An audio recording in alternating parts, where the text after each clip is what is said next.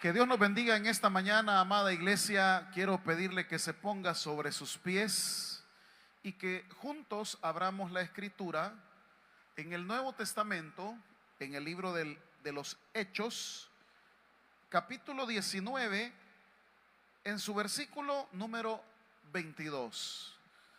Hemos estado estudiando personajes que prácticamente a lo largo de la historia del Evangelio básicamente han trascendido por ser anónimos. Realmente es complicado poder estudiar cada uno de ellos porque a veces solo se mencionan de manera escasa en la escritura y se dice poco acerca de ellos. Sin embargo, con los nuevos métodos de análisis exegéticos tenemos la bendición de poder destacar alguna característica de ellos. Y es importantísimo porque pues ellos, como nosotros, vivieron el Evangelio, crecieron en el Evangelio, maduraron en el Evangelio y nos dejaron una herencia enorme. Así que vamos a leer Hechos 19, 22 y cuando lo tengan me dicen un fuerte amén. Dice la palabra del Señor en Hechos 19, versículo 22. Y enviando a Macedonia a dos de los que le ayudaban. ¿Y quiénes eran esos dos? Timoteo y Erasto. Él se quedó por algún tiempo en Asia. Vamos a orar. Padre, gracias te damos en esta hora por lo bueno y maravilloso que eres. Señor, nos disponemos a abrir la escritura y a suplicarte que sea tu Espíritu Santo el que nos asista en la enseñanza, en la reflexión de la misma. Háblanos al corazón, Señor, te lo pedimos en el nombre de Jesús. Amén y amén. Tomen asiento, amados hermanos. Muy bien. Pues le decía de que estos personajes a veces caen en el anonimato porque pues casi no se conoce acerca de ellos. Esta mañana yo quiero hablar acerca de ese hombre llamado Erasto. Primero vamos a empezar con su nombre. Erasto es un nombre griego que viene de la raíz erao, y erao viene también de la palabra eros, que significa amado, querido, y ese es su nombre. Es decir, el nombre caracterizaba a la persona. Es decir, si él se llama Erasto, quiere decir que en la comunidad era amado, era querido. Hay una similitud del nombre Erasto al nombre Erasmo. Erasmo es un nombre que es más que griego, latino. Y la diferencia es que Erasto se le conoce al que es amado, querido, de cariño. Pero Erasmo, su raíz tiene su significado más, digamos, como el deseado. El deseado tiene una connotación diferente. Así que ahí está el hermano Erasto que aparece en el libro de los Hechos.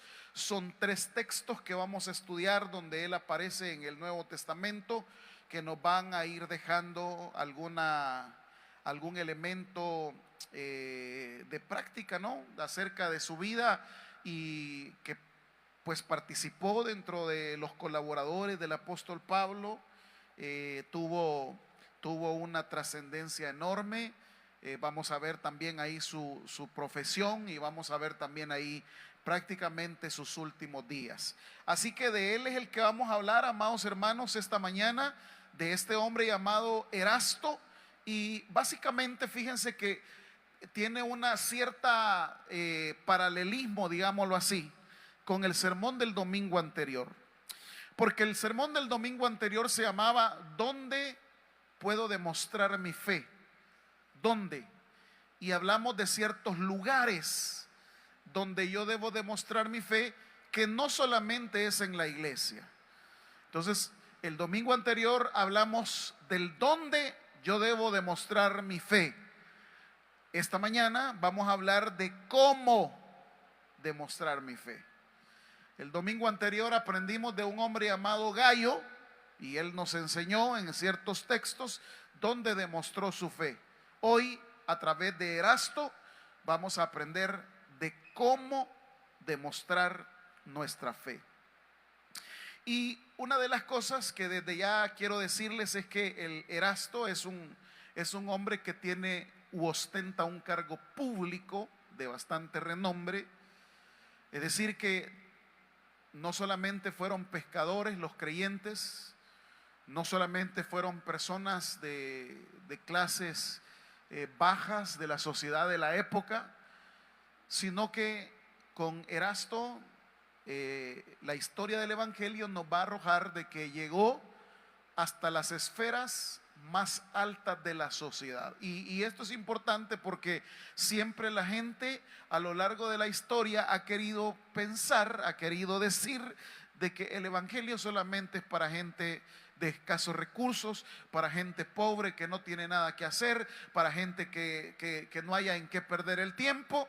Pero en la Biblia, el caso de este hombre nos va a demostrar de que el Evangelio llegó hasta las altas esferas de la sociedad. De hecho, por ejemplo, Pablo, cuando se presenta delante de Félix, que es un procónsul romano, pues él le invita al Evangelio y Félix le dice: mira, mejor vete. Y hay una frase que siempre se dice de Félix, es: por poco me persuades a eso que tú crees.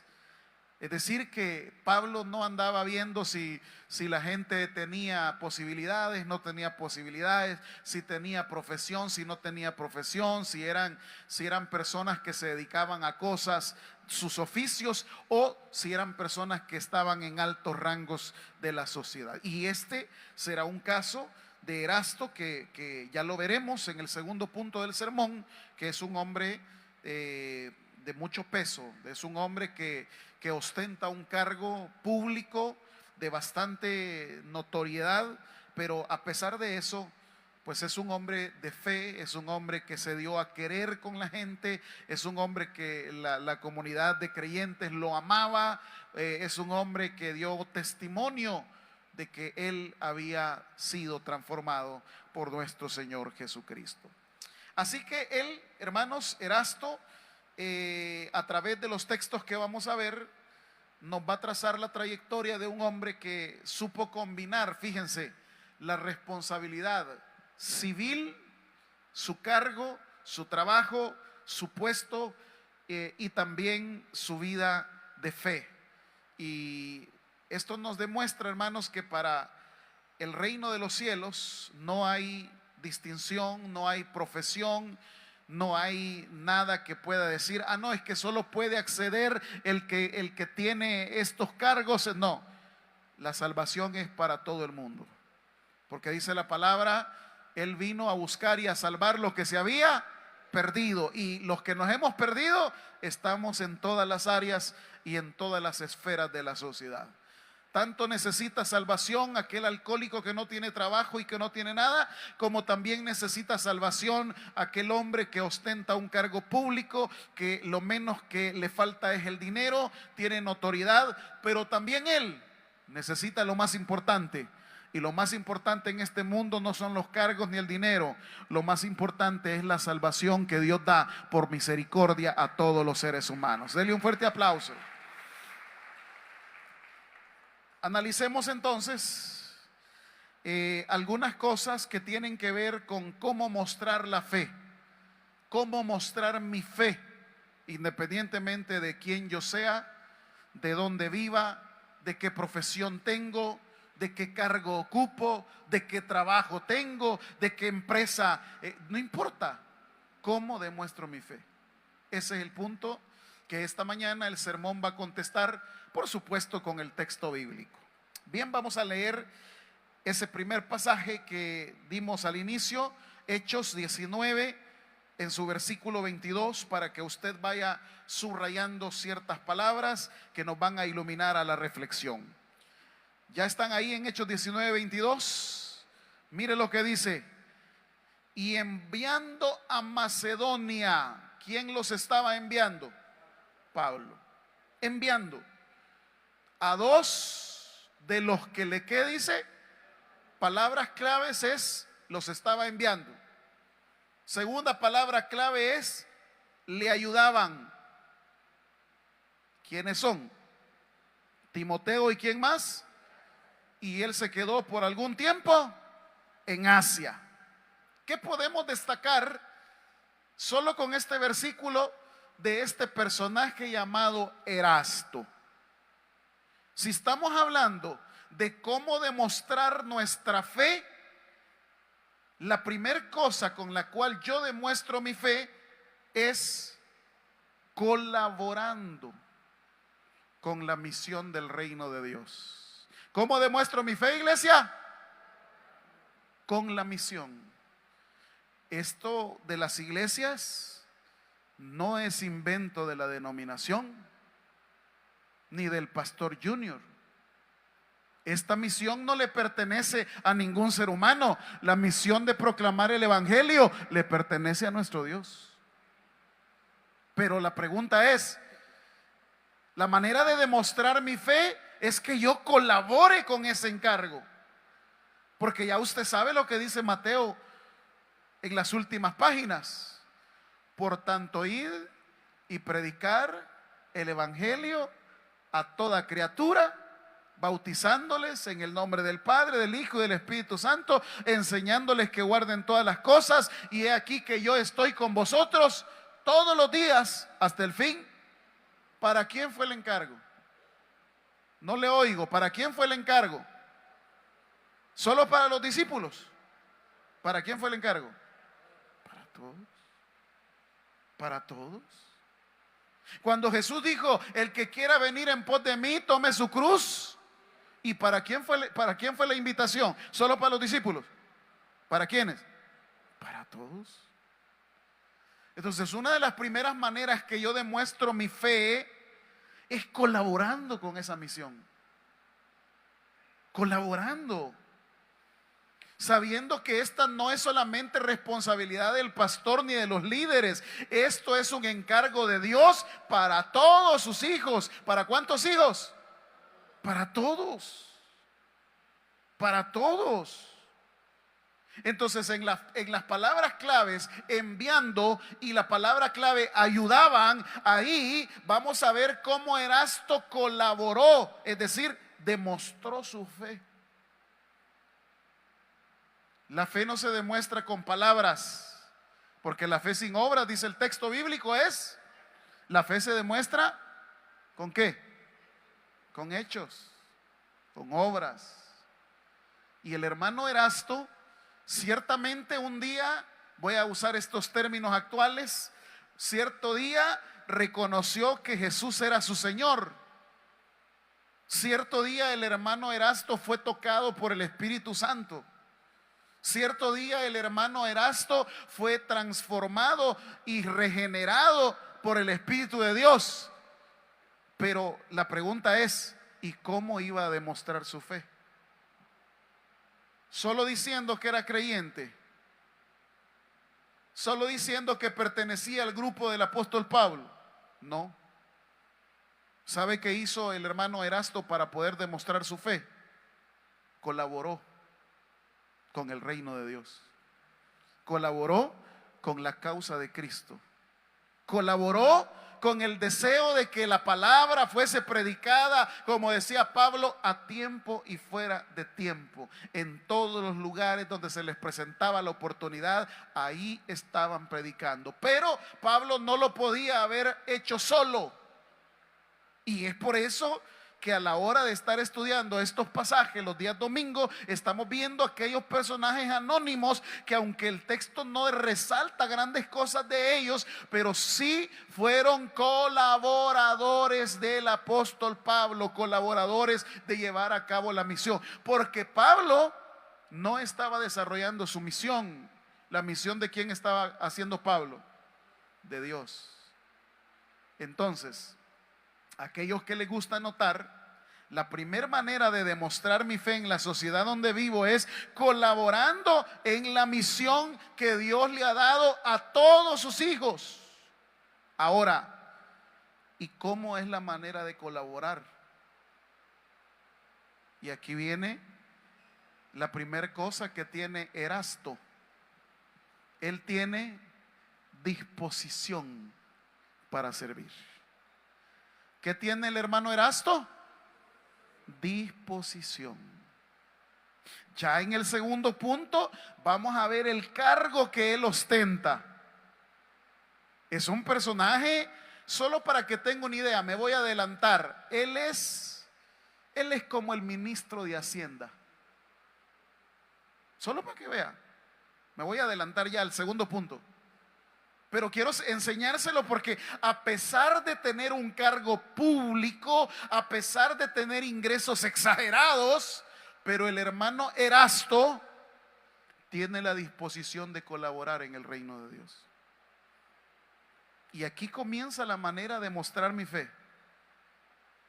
Colaborando. Y para colaborar yo no necesito las grandes cosas. ¿Sabe qué es lo que necesito para poder colaborar? Estar dispuesto.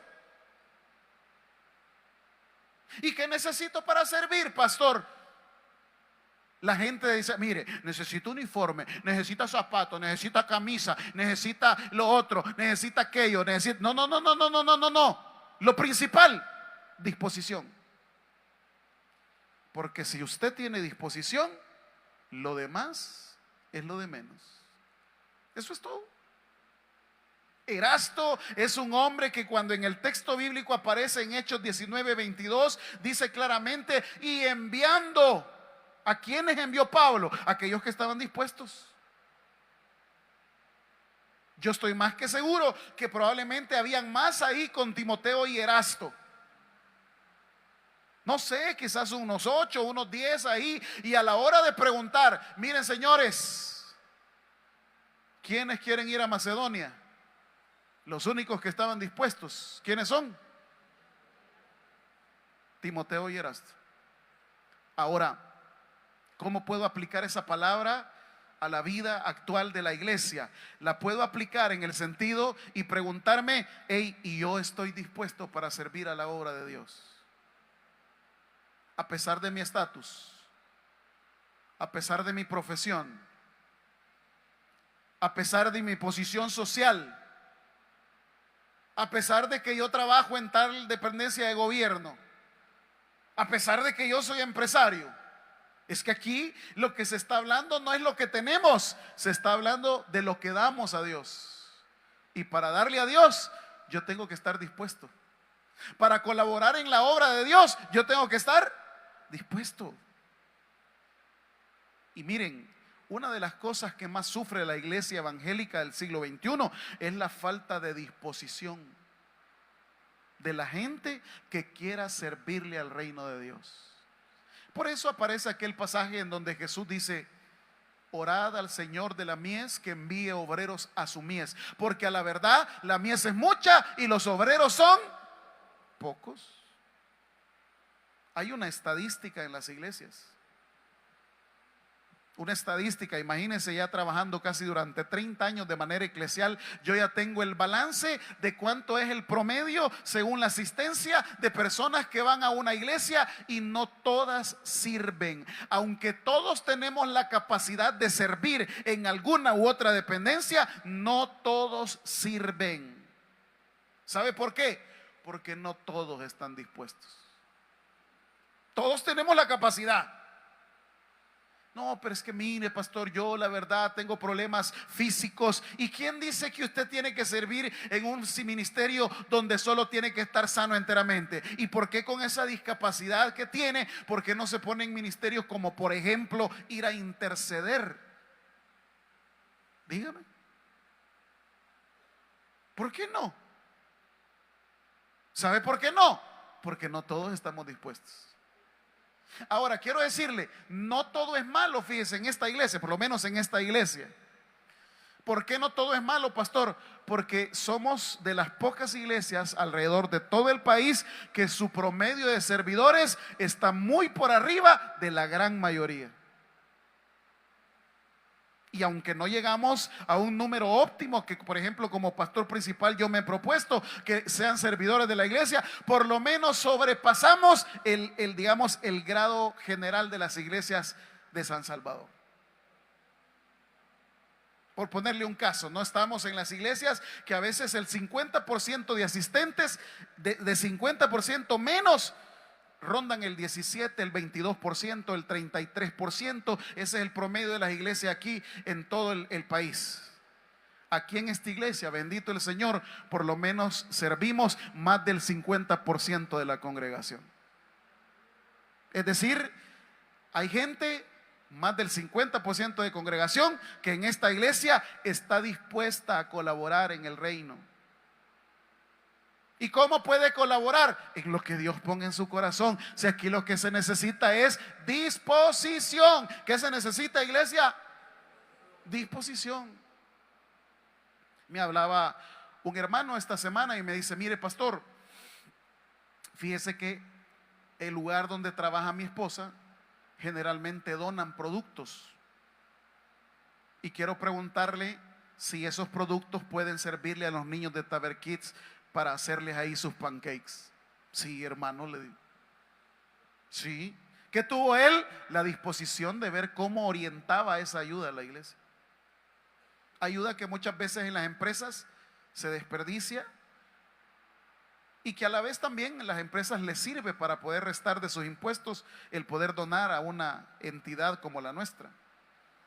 Pero yo quiero destacar, gloria a Dios, por eso ya tenemos ahí la donación para los niños. No sé si hoy les van a hacer ya pancakes, pero la pregunta es: ¿y yo a qué estoy dispuesto? ¿A qué estoy dispuesto? Mire, usted viene aquí un sábado y hay gente dispuesta a servir a los ancianos, a servir a los jóvenes, a servir a las mujeres, a servir al prójimo. Ayer estuvimos llenos de actividades. Taber Kids se fue para la Universidad Evangélica a prepararse. Los hermanos de jóvenes en Victoria, allá en el concierto del hermano Alex, ¿cómo se llama? Márquez. Yo vine a compartir la palabra con las mujeres de fe. Luego los hermanos de las clases, luego esto, luego lo otro y luego aquello. Los hermanos de alabanza que andaban. No los vi ensayar, por cierto. Solo ellos comen café con pan, fíjese. Pero ¿sabe qué se necesita para estar acá? Diga la palabra: disposición. ¿Sabe qué se necesita para poder servir a todos los niños en Taber Kids y tener los maestros idóneos? ¿Sabe qué se necesita? ¿Sabe qué se necesita para poder llegar a la cantidad específica de servidores en el ministerio Maná? ¿Sabe qué se necesita? Disposición. Solo eso necesito, porque Dios no quiere gente preparada. No me malentienda, Él prepara a la gente que va a llamar para que le pueda servir. Bonitas las clases de teclado, de guitarra, de canto, de esto y de lo otro. Antes de que las hermanas y hermanos pasen a cantar acá, ahí pasan ensayando abajo. Claro, pero es una cosa desgastante. Cada sábado, cada jueves en la noche, cada esto, cada lo otro, cada aquello. ¿Pero qué se necesita? Disposición. ¿Y esa disposición de dónde nace? Ojo a esto, hermano, ojo a esto, por favor. La disposición nace del agradecimiento que yo le tengo a Dios por todo lo que Él es y por todo lo que ha hecho conmigo. Anótelo ahí si quiere en su Biblia. Solo puede estar dispuesto alguien que es agradecido. El que no es agradecido generalmente no está dispuesto. Como dice un hermano, el otro día fui a la casa de él a visitarle, a orar por él, y me dice: pastor, ¿cómo yo no le voy a servir al Señor? Si mire, aquí están mis exámenes. Yo era un enfermo de cáncer terminal, y para gloria y honra del Señor, hasta el día de hoy estoy en pie. Y sabe una cosa, me dice, me he comprometido con Él de servirle hasta el último día de mi existencia. Ya sea que a veces quiero, que a veces no quiero, que a veces estoy deprimido, que a veces estoy cansado, pero yo tengo el compromiso con Dios. De allí nace la disposición. Cuando nosotros hacemos un análisis de todo lo que Dios ha hecho por nosotros. Cuando yo hago en una listita, hey, si yo desde que nací me debía de haber muerto. Si yo en la juventud tuve este problema. Si yo cuando era adulto tuve este accidente. Si yo cuando llegué a la madurez tuve esta situación de prueba. Y hasta aquí, Dios me ha ayudado. ¿Cómo no voy a agradecerle? Y al Señor no solo se le agradece con testimonios ni cantándole. Al Señor se le agradece teniendo la disposición de servir en su reino. Por eso cuando Jesús, vamos a Marcos para que vea. Vamos a Marcos. Marcos, quiero que destaque una frase sobre el endemoniado gadareno, lo que él estaba padeciendo y después cómo nació su disposición. ¿Ya están ahí, hermanos? Marcos 5, dice versículo 2, cuando salió él de la barca, enseguida vino a su encuentro de los sepulcros un hombre con espíritu inmundo. Mire todo lo que sufría. Tenía su morada en los sepulcros.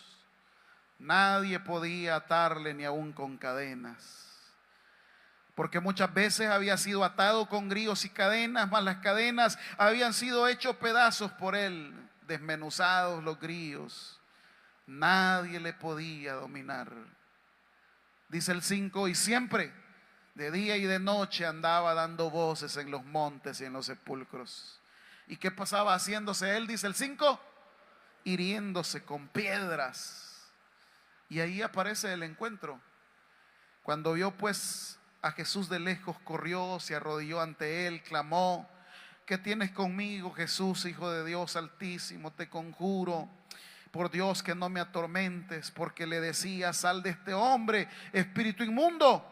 Le preguntó: ¿cómo te llamas? Él le dijo: Legión me llamo, porque somos muchos. 10. Le rogaba mucho que no los enviase fuera de aquella región. Estaba ahí cerca del monte un gran hato de cerdos paciendo. Le rogaron todos los demonios diciendo: envíanos a los cerdos para que entremos en ellos. Y luego Jesús les dio permiso. Y saliendo aquellos espíritus inmundos entraron en los cerdos, los cuales eran como 2000. Y el hato se precipitó en el mar por un despeñadero, y en el mar se ahogaron. 14. Los que apacentaban los cerdos huyeron, dieron aviso en la ciudad y en los campos, y salieron a ver qué era aquello que había sucedido. Vienen a Jesús, dice el 15, y ven el que había sido atormentado del demonio y que había tenido una legión, y ya no estaba hiriéndose, ya no estaba gritando, ya no estaba en los sepulcros, ya no estaba saliéndose de sus cabales, sino que ahora, dice el texto en el 15, sentado, vestido en su juicio cabal. Tuvieron miedo y les contaron los que le habían visto cómo había acontecido aquel que había tenido el demonio y de los cerdos.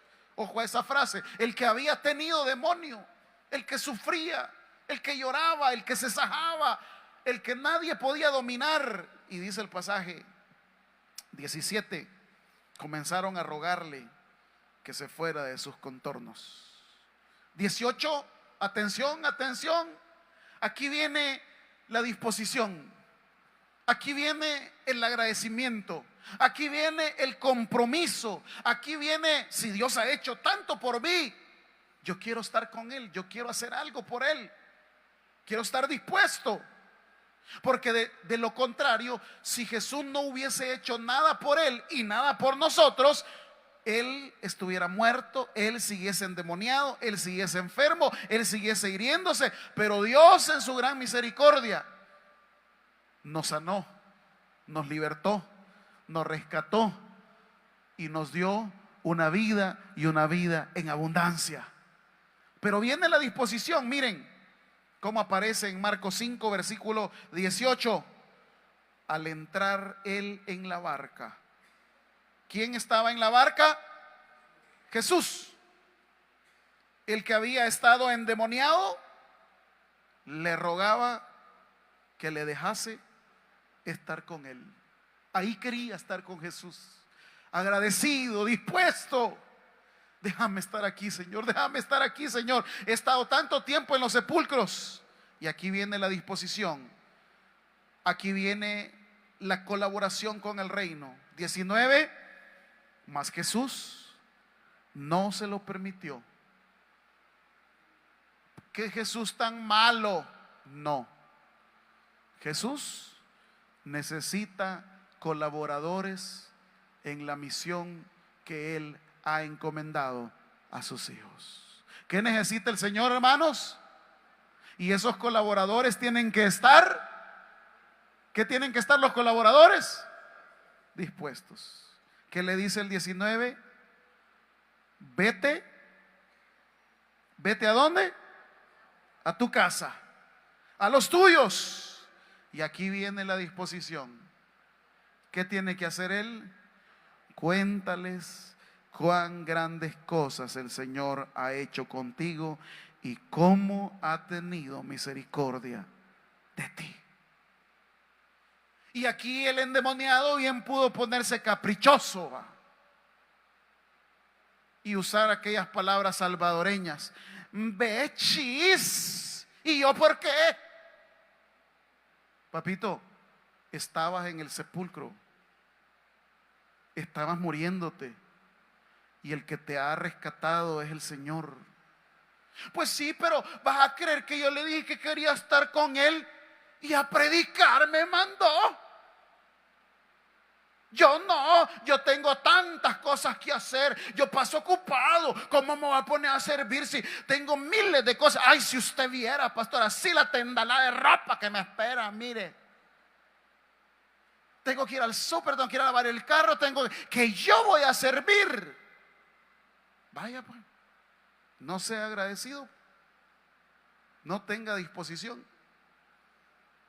Dice otro texto bíblico: porque al que más se le ha dado, más debería estar agradecido. A no ser, y tal vez yo me equivoco, que Dios no haya hecho nada en su vida desde el día que nació hasta hoy. Si eso es así, está bien, hermano. No siga sirviendo, no tenga disposición. Es más, critique a los que servimos, va. Porque los que servimos y estamos dispuestos es porque reconocemos que el solo estar parados ahora, puestos de pie, ver la luz de un nuevo día, solo ha sido por las grandes misericordias de nuestro Dios. Dele un fuerte aplauso. Veamos el endemoniado. ¿Qué hizo? Si se puso caprichoso, si se puso a poner excusas, si dijo de que no, que tenía que ir a hacer tareas de la universidad, no, que pues sí, que usted no sabe todos los compromisos que yo tengo, pastor, y mire, debería de ponerse mis zapatos. No, Dios guarde, ¿para qué?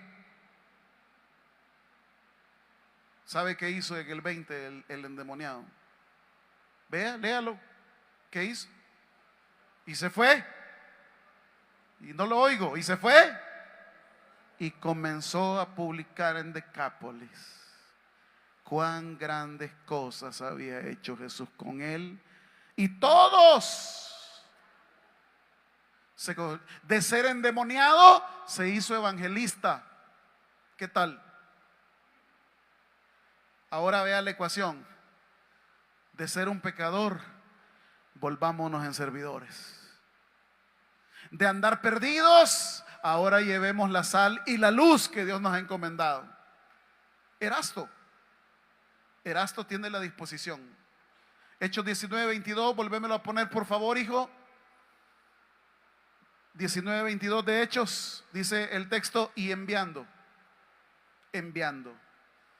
a Macedonia, a Timoteo y a Erasto. Primero, porque ellos están dispuestos, tienen la disposición. ¿Y por qué están dispuestos? Porque son agradecidos. Porque sabe qué es lo que Dios ha hecho con Timoteo, qué es lo que ha hecho con Erasto, que si los están enviando es porque están dispuestos. Esto de servir al Señor no debe de ser obligatorio, debe ser una disposición de corazón. Lo segundo que Erasto tiene, cuando hablamos de colaborar en la misión, no solamente está dispuesto, sino que lo segundo también es que él tiene la confianza del apóstol. Lo que quiero decir es que no a cualquiera iba a mandar el apóstol Pablo a Macedonia a predicar el evangelio. No a cualquiera. Cuando Jesús está con los apóstoles, se comienza a llenar de gente que lo sigue, que también se vuelven discípulos, que también se vuelven seguidores. Pero al momento de enviarlos a predicar, se le conoce como la misión de los 12. En el momento de enviarlos a predicar, envió a aquellos que él tenía la confianza que podían ir a predicar. Y esa confianza, ¿cómo se había ganado? Atención a esto: porque eran perfectos, porque no pecaban. No, señor. La confianza, cuando se trata de colaboradores del reino de Dios, se gana a base de madurez. Porque perfecto solo es Dios. Pero el ganarse la confianza del apóstol, del hermano Erasto, es porque él era digno de confiarle un encargo, pues. Y el problema es ese: a veces el pueblo de Dios no es digno de ganarse la confianza de darle un cargo. ¿Por qué? Primero, porque no lo aprecian. ¿Y por qué no lo aprecian? Porque no han llegado a tal madurez. Erasto y Timoteo sí. Pablo sabía que si estaba enviando a Timoteo y a Erasto, era porque ellos eran personas que habían sido probados e iban a cumplir la misión. A veces hay personas que se les encomienda algo y lo hacen a medias. Mire, hermano, fíjese que lo voy a encargar esto en la iglesia, esto y lo otro, y lo primero que dice el que no es digno de confianza es que pone mil excusas. O por otro lado, no duran mucho sirviendo, porque no tienen madurez, solo se emocionan. Entonces, y ya se me fue el tiempo, solo vi un punto de 3, hermanos, y ni completo he visto el primer punto. Lo tercero es el sacrificio que él tiene en su rango social. Solo para terminar, porque ya no tengo tiempo, vean el cargo que él ostentaba, porque algunos ya no van a estar a las 9, a las 10. Romanos 16, 23.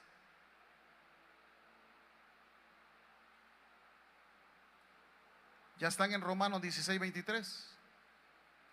Amén. Mire lo que dice: os saluda Gayo, hospedador mío y de toda la iglesia. Os saluda, aquí viene nuestro personaje. ¿Y quién es Erasto? Dice ahí, el hombre del billete, va. Este es el ministro de Hacienda, va. Sobre él pasa todos los impuestos, sobre él pasan todos los pagos, sobre él pasa toda la responsabilidad de la ciudad de Corinto de llevar las finanzas públicas. Por su cargo, fíjese bien, por su cargo, pues lo más seguro es que viva de manera cómoda. Lo más seguro es que tenga transporte personal.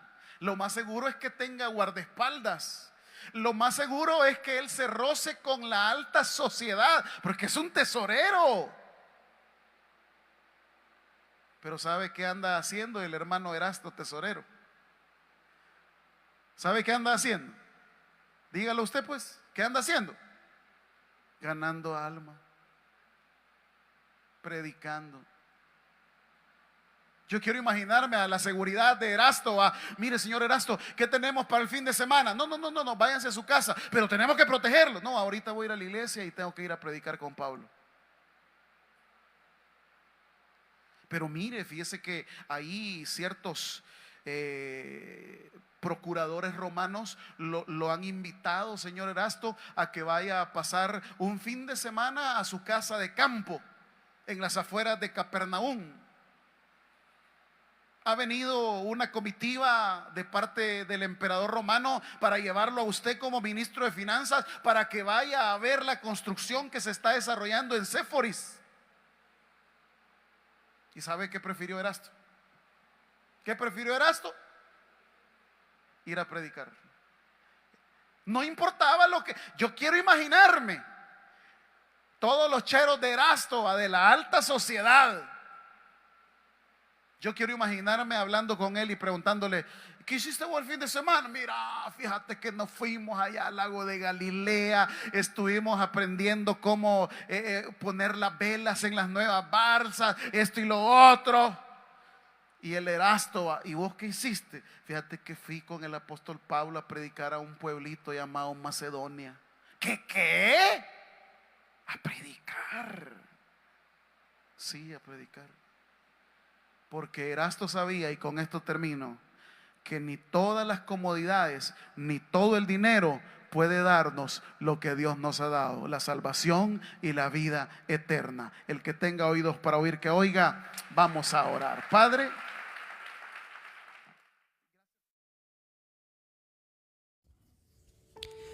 el predicador ha finalizado el mensaje.